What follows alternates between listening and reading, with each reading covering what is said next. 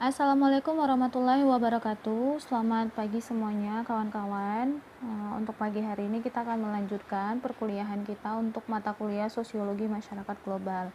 Adapun kita akan melanjutkan ya pembahasan yang sebagaimana sudah pernah terbahas sebelumnya pada pertemuan sebelumnya melalui Zoom, di mana kita sudah membahas bagaimana yang dikatakan dengan ruang lingkup kajian sosiologi masyarakat global.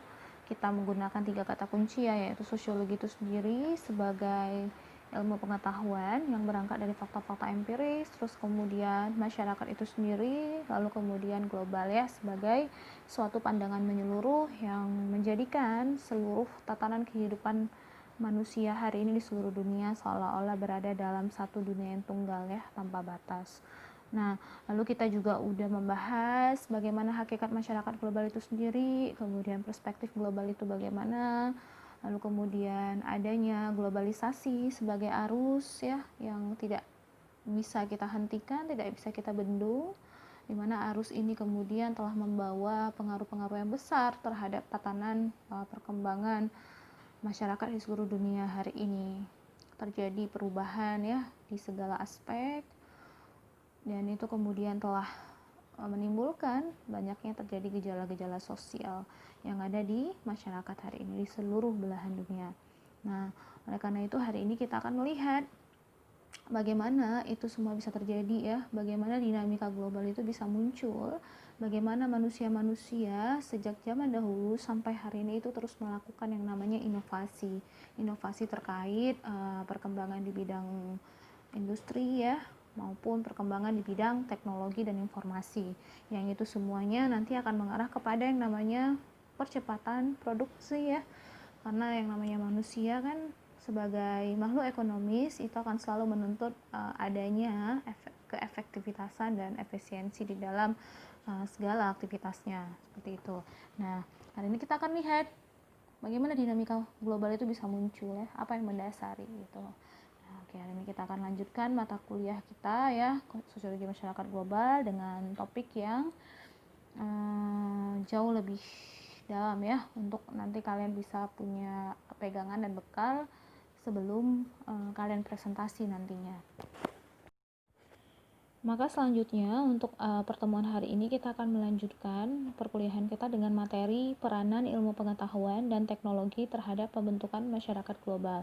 Jadi kita memang menyadari ya bahwasannya perkembangan masyarakat hari ini itu tidak mungkin terjadi tanpa adanya ilmu pengetahuan yang mendasari perkembangan pola-pola pikir umat manusia dari waktu ke waktu. Jadi ilmu pengetahuan ini pun juga bukanlah sesuatu yang hadir begitu saja ya, tetapi juga melalui tahapan-tahapan cara berpikir manusia yang mulai berkembang dari yang tadinya ya, kalau misalnya seperti yang dikatakan oleh Auguste Comte, itu mengatakan bahwasannya 3 tahapan perkembangan cara berpikir manusia itu dimulai dari tahapan yang teologis, metafisik, hingga positivistik. Nah, jadi ilmu pengetahuan ini muncul ketika cara berpikir manusia ya itu sudah sampai kepada tahapan yang positivistik tadi. Nah, namun pengetahuan-pengetahuan yang mendasari ilmu pengetahuan itu muncul, itu juga sudah ada ya sebagai salah satu langkah awal dari jejak perubahan-perubahan yang pelan-pelan dilakukan oleh orang-orang di masa lampau, hingga kini ya kita merasakan perubahan yang cukup besar sehingga muncullah itu yang namanya istilah masyarakat global hari ini. Jadi perjalanan dimensi sejarah itu begitu panjang, dan kita hari ini hanya menikmati sesuatu yang sudah dilakukan oleh orang-orang terdahulu. Nah, kita mulai dari pembahasan mengenai ilmu pengetahuan dan manusia ya. Kita menyadari bahwasannya manusialah sebagai makhluk hidup yang memiliki akal pikiran, sehingga dengan akal pikirannya tersebut ia mampu menguasai dunia ya, bahkan ia mampu membuat inovasi-inovasi terbaru yang nantinya akan mengarah kepada percepatan produktivitas hidupnya, yang tentunya itu semuanya adalah dalam rangka untuk memenuhi kebutuhan-kebutuhan hidup ya, kebutuhan fungsional. Nah, kebutuhan fungsional nanti di sini tuh bukan hanya sekedar kebutuhan sandang, pangan, dan papan ya, tetapi kebutuhan-kebutuhan yang berkenaan dengan transportasi, komunikasi, dan lain-lain. Nah, jadi di sini ilmu pengetahuan dan teknologi itu merupakan suatu inovasi yang berupa hasil pikir manusia berdasarkan pengalaman, hasil karya cipta, bahkan teori-teori yang digunakan untuk memenuhi memenuhi dan memudahkan kebutuhan hidup manusia. Nah, jadi bicara soal perkembangan masyarakat global, maka tidak lepas dari inovasi yang lahir dari cara berpikir manusia itu yang semakin hari semakin berkembang, dari cara-cara berpikir yang sangat sederhana menuju ke cara-cara berpikir yang semakin kompleks. Nah, tentunya cara berpikir yang semakin kompleks itu pula diikuti ya dengan inovasi-inovasi yang sekiranya itu akan membawa dampak perubahan dari cara-cara hidup manusia-manusia itu sendiri, mulai dari zaman prasejarah gitu ya sampai ke zaman yang begitu modern hari ini gitu yang kita sekarang rasakan. Nah, terus kemudian pengetahuan ini kemudian itu adalah pengalaman yang bermakna dalam diri setiap manusia yang tumbuh sejak dilahirkan. Sebagai contoh di sini saya membuat seperti kalau orang-orang terdahulu itu ya untuk mendapatkan energi panas, maka mereka membuat perapian dengan menggunakan batu. Nah, ini dahulu adalah suatu pengetahuan yang mereka punya gitu. Karena emang ada kebutuhan ya akan energi panas pada saat itu, akhirnya mereka mencari tahu akhirnya ditemukanlah bahwasannya dengan menggesekkan batu ya antara sisi satu batu dan batu lainnya itu bisa mengeluarkan api gitu. Nah, ini adalah pengetahuan awalnya. Hingga kemudian pengetahuan-pengetahuan awal mereka ini ya dikembangkan secara terus-menerus sampai hari ini kita bisa merasakan bahwasannya untuk memperoleh api atau perapian ya kita nggak perlu lagi harus menggesek-gesek batu seperti yang dilakukan oleh orang-orang zaman dahulu kala ya. Tapi sekarang kita tinggal pakai mancis saja ya, pakai mancis itu udah keluar api. Terus kemudian kalau misalnya memang masih ada yang pakai korek api, tinggal menggesekkan korek api itu sudah muncul api gitu. Nah, ini semua itu lahir dari inovasi-inovasi pengetahuan yang sudah ada sebelumnya. Nah, makanya kenapa membuat perapian dengan menggunakan batu ini kemudian kita maknai sebagai cikal bakal awal ya, sebagai kontribusi awal yang membuat hari ini kita kenal yang namanya perapian itu tuh nggak harus lagi menggesekkan batu gitu, tetapi pengetahuan awalnya itu didapat dari apa yang telah dilakukan oleh orang-orang terdahulu. Nah, kemudian pengetahuan ini nanti ditelaah secara lebih jauh, dikembangkan ya melalui tahapan-tahapan yang ilmiah, makanya yang sesuatu yang tadinya hanya sekedar pengetahuan itu bisa diterima dan bahkan berubah menjadi suatu ilmu pengetahuan ya. Dan kita hari ini belajar fisika ya, kita belajar biologi, kita belajar fisika kan. Nah, itu semua itu adalah pengetahuan yang muncul dari pengetahuan-pengetahuan yang dihasilkan dari orang-orang terdahulu. Nah, selanjutnya di dalam kehidupan yang terus makin berkembang dan penuh tantangan, maka nilai fungsional dari sebuah pengetahuan itu harus ditingkatkan sehingga muncullah apa yang disebut dengan ilmu pengetahuan yang selalu diikuti pula dengan perkembangan teknologi. Nah, itu tadi saya bilang, yang namanya manusia ini di sepanjang peradaban hidupnya, kebutuhan fungsionalnya itu bukanlah semata-mata kebutuhan sandang, pangan, dan papan, tetapi juga ada yang namanya kebutuhan akan komunikasi ya, teknologi, bahkan transportasi. Nah, sehingga yang namanya pengetahuan itu akan harus dan terus berkembang. Nah, makanya kenapa manusia dari waktu ke waktu di sepanjang periode-periode peradaban itu pasti akan membawa inovasi-inovasi baru yang lahir dari cara berpikir mereka itu sendiri. Nah, soalnya karena ada nilai fungsional yang dikejar ya dari suatu perubahan ya, dari suatu inovasi yang mereka lakukan yang datang dari pengetahuan-pengetahuan awal tadi seperti itu. Makanya kenapa kemajuan ilmu pengetahuan itu akan diikuti pula dengan perkembangan teknologi, karena itu ibarat dua hal ya yang saling mengikuti satu sama lain, yang saling mengiringi satu sama lain.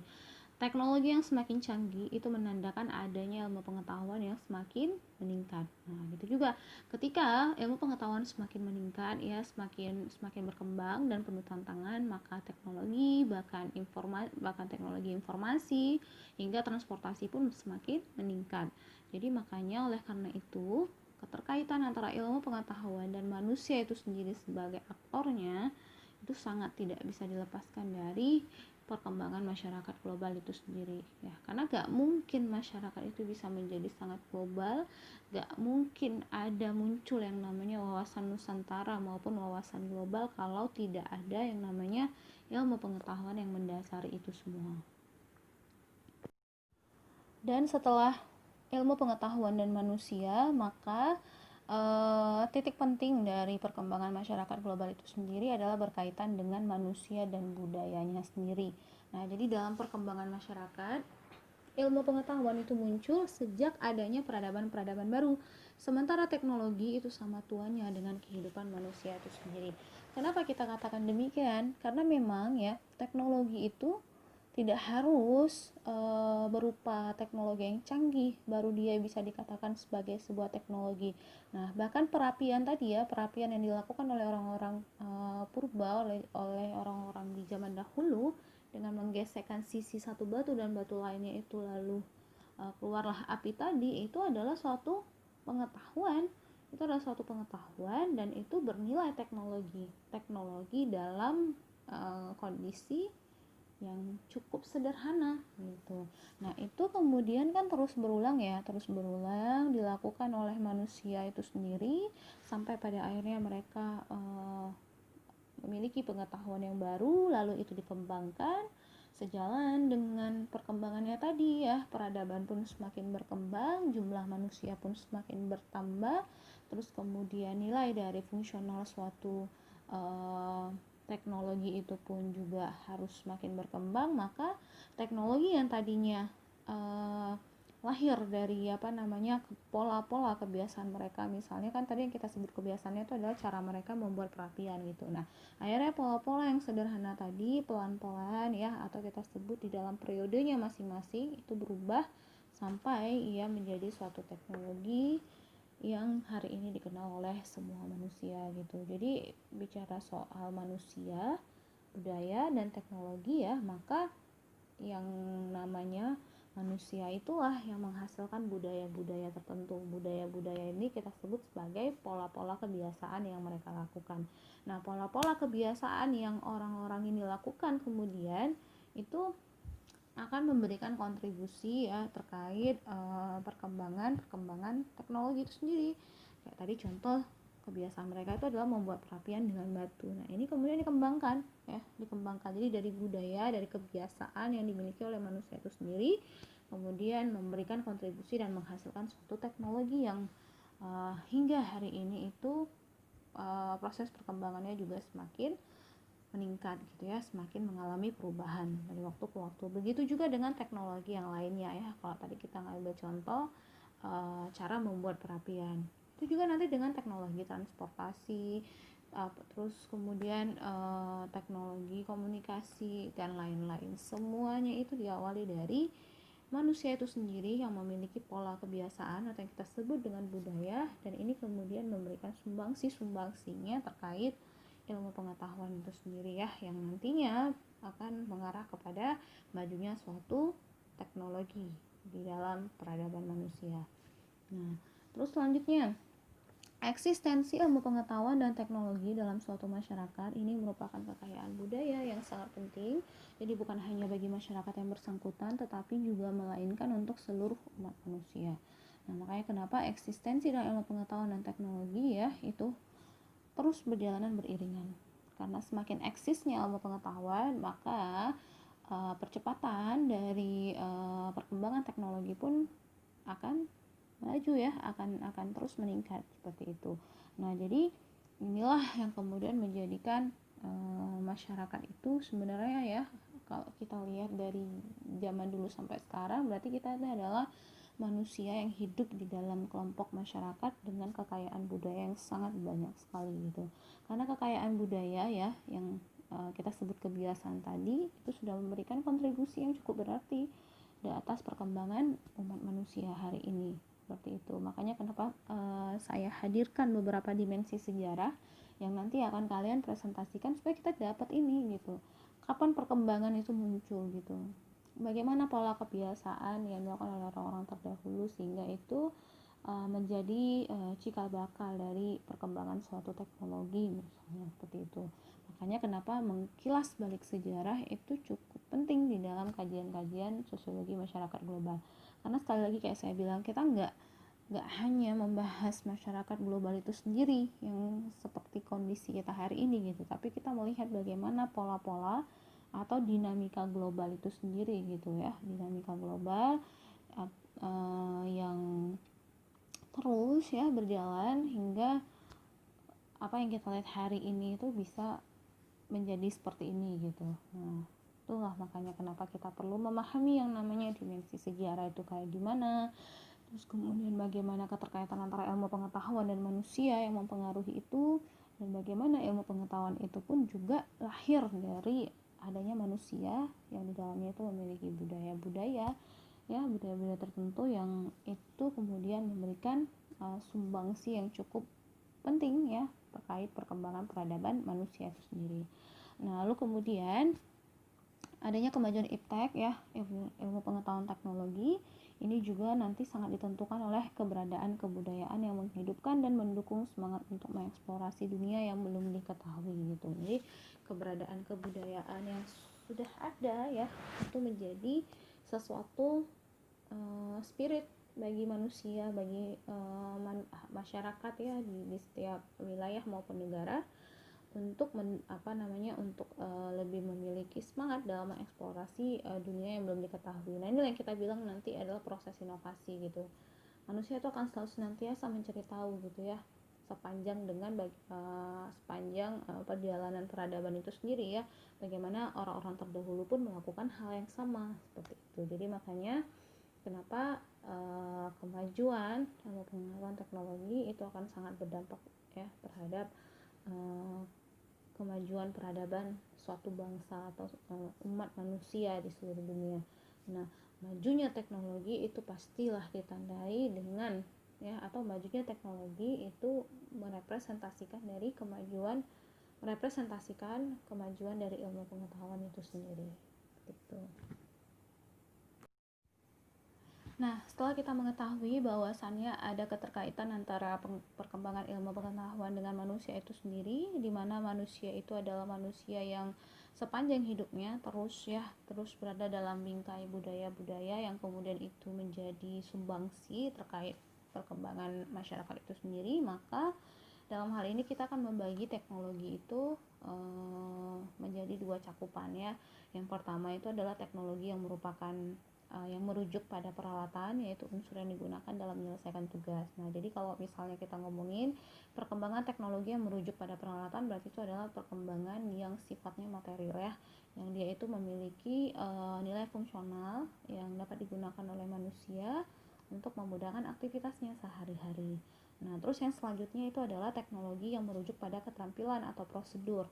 Nah, ini berarti kita bicara soal bagaimana manusia itu ya di sepanjang peradabannya itu terus membuat dan menggunakan peralatan itu ya, meliputi bagaimana memproduksi suatu teknologi tersebut ya. Jadi teknologi yang kita pakai hari ini itu adalah teknologi yang memang berasal dari cara-cara berpikir yang semakin rasional gitu, atau adanya rasionalitas dan efisiensi di dalam menciptakan produk itu sendiri.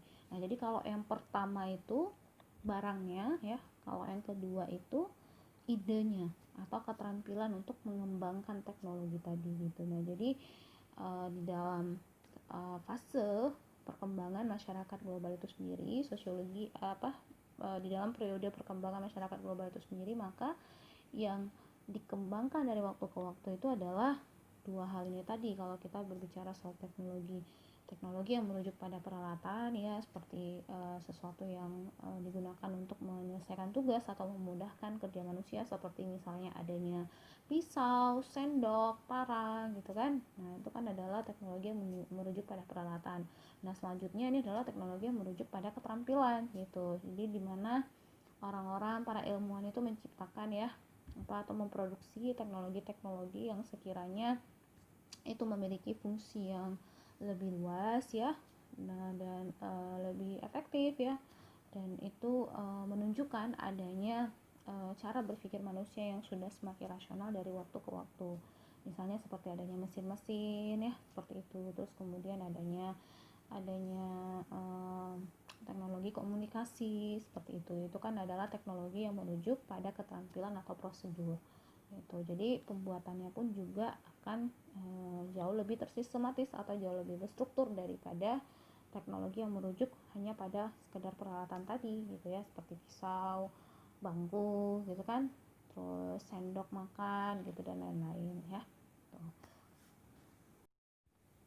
Nah, kalau misalnya kita berbicara soal konsep teknologi baru itu sendiri, yang mana kita tahu bahwasannya teknologi ini adalah salah satu kekuatan besar ya di dalam perkembangan masyarakat global, karena memang percepatan teknologi dan percepatan media komunikasi atau informasi ini adalah dua hal yang memiliki kedudukan yang cukup penting dalam hal perkembangan masyarakat itu sendiri ya. Jadi dinamika global itu sangat dipengaruhi oleh dua kekuatan tadi, teknologi dan komunikasi. Nah, kemudian ya di sini ya merujuk pada konsep teknologi baru, maka saya mencatat ada 5 siklus perkembangan ilmu pengetahuan dan teknologi, di mana ini ya memiliki kaitan yang cukup penting dalam dimulainya manusia ya, tahap berkembangnya cara berpikir manusia itu sendiri. Nah, yang pertama itu adalah revolusi teknologi yang terjadi pada tahun 1760. Nanti kalian bisa baca sejarahnya bagaimana. Terus kemudian terbentangnya jaring kereta api pada tahun 1848, kemudian ditemukannya ban berjalan tahun 1895, lalu ditemukannya tenaga atom dan motorisasi massal ya, dan kemudian ditandai dengan perkembangan mikroelektronik dan bioteknologi. Nah, dari 5 bentuk siklus perkembangan ilmu pengetahuan dan teknologi ini saja itu kita bisa lihat ya, bisa kebayang bahwasannya ini itu sudah menjadi sudah menjadi dasar atau awal ya dari apa yang kita rasakan hari ini, teknologi apa yang kita gunakan hari ini ya, itu semua berangkat dari penemuan-penemuan ya yang sudah dilakukan oleh manusia di zaman-zaman terdahulu ya, di waktu-waktu terdahulu. Nah, ini tadi seperti adanya revolusi teknologi, apa yang kita rasakan hari ini itu adalah wujud dari adanya revolusi teknologi.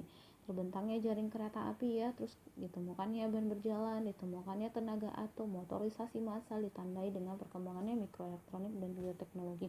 Nah, ini semua sudah kita rasakan hari ini ya pada masyarakat yang sudah sangat global sekali hari ini. Nah, dari penjelasan itu semua, maka semakin membuka cakrawala berpikir kita bahwasannya memang ya manusia itu di dalam kehidupannya akan selalu cenderung menginginkan adanya suatu perubahan. Muncullah yang namanya kesadaran global ya untuk mengembangkan diri, kesadaran untuk mengadakan hubungan kerjasama ya, hubungan kerjasama baik itu di bidang ekonomi, baik itu di bidang politik, dalam rangka untuk memenuhi keinginan-keinginannya tadi gitu. Nah, inilah yang kemudian membawa ya perkembangan globalisasi dan gejala sosial global dalam hal ini yang terjadi pada masyarakat global itu pasti akan selalu dipengaruhi oleh perkembangan ilmu pengetahuan dan teknologi itu sendiri. Nah, jadi kalau misalnya kita kilas balik sejarah ya, kita tahu manusia ini adalah makhluk sosial, di samping ada kebutuhan sandang, pangan, dan papan, maka sebagai kebutuhan itu kan adalah kebutuhan utamanya ya, maka sebagai makhluk sosial ya dalam pandangan yang lain, manusia pun membutuhkan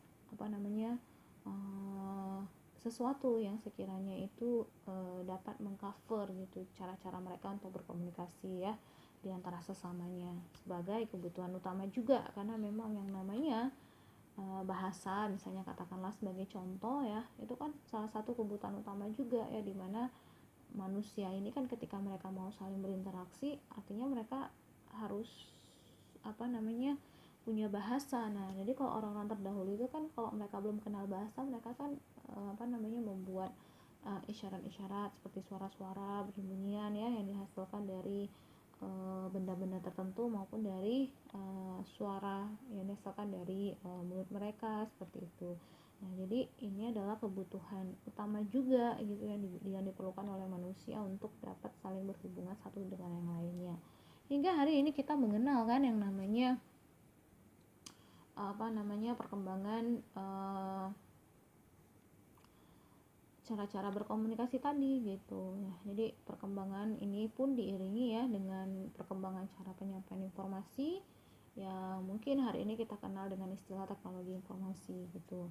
Nah, jadi berangkat dari adanya kebutuhan untuk bisa berkomunikasi agar memudahkan ya mereka-mereka dalam memenuhi kebutuhan fungsionalnya, maka manusia ini mulai mencari dan menciptakan sistem ya dan alat-alat untuk saling berhubungan, mulai dari melukis bentuk ya atau menggambarkan sesuatu itu di dinding gua kalau orang-orang terdahulu, terus kemudian buat isyarat tangan, terus kemudian buat isyarat asap juga, isyarat bunyi, huruf, kata, terus kemudian kalimat, baru jadi tulisan ya, lalu membuat surat sampai dengan telepon dan internet seperti yang kita rasakan sekarang. Nah, ini prosesnya tidak dalam jangka waktu yang singkat tetapi panjang sekali. Makanya kenapa saya bilang kita hari ini adalah manusia-manusia yang sudah menikmati fase-fase hasil dari fase-fase perkembangan ilmu pengetahuan dan teknologi itu sendiri gitu. Jadi bersyukurlah kita mendapati itu hari ini. Nah, maka sebagai wujud dari rasa berterima kasih kita ya pada kontribusi oleh orang terdahulu itu adalah bagaimana kita bisa menjaga ilmu pengetahuan itu sebagai salah satu sarana bagi umat manusia ya untuk mengembangkan peradaban manusianya itu hingga kepada peradaban hidup manusia yang lebih baik. Walaupun hari ini ya terlepas dari kita tahu perkembangan peradaban manusia sampai saat ini ya, sampai sekarang itu malah mengalami banyak sekali tantangan-tantangan yang luar biasa sekali, atau kita sebut inilah tantangan global ya, dimana sejalan dengan perkembangan itu sendiri dan majunya peradaban manusia itu sendiri diikuti pula dengan kemerosotan moral manusia yang menjadikan bahwa peradaban manusia itu sendiri kemudian mengalami pemunduran gitu ya, seperti itu, mengalami kemunduran gitu. Nah, jadi ini perlu kita sadari bersama ya sebagai sesuatu yang mungkin menguntungkan kita, namun di sisi yang lain kita punya tantangan di sini ya, supaya bagaimana peradaban manusia itu tetap terus hidup gitu, tidak dibudaki oleh teknologi itu sendiri yang diciptakan oleh manusia itu sendiri, seperti itu. Kadang-kadang kan manusia ini ketika ilmu pengetahuannya sudah semakin rasional, dia bisa menguasai itu ya, bahkan dia bisa menciptakan banyak teknologi, jadi dia akan merasa seakan-akan dirinya adalah Tuhan karena dia mampu karena dia memiliki daya cipta yang cukup tinggi. Akhirnya merasa tuh bahwasanya manusia ini adalah Tuhan bagi dirinya sendiri. Nah, ini nanti kalau misalnya sampai pada tahapan ini, maka ini berarti menandai sudah sampainya lah manusia pada titik kritisnya gitu, kalau semua umat manusia itu sudah memiliki pikiran yang seperti itu. Nah, jadi itu tadi adalah penjelasan mengenai materi kita pada pagi hari ini, yaitu mengenai peranan ilmu pengetahuan dan teknologi terhadap pembentukan masyarakat global itu sendiri. Maka minggu depan nanti akan kita lanjutkan dengan materi, yaitu perkembangan teknologi dan masyarakat global dalam perspektif sosiologi.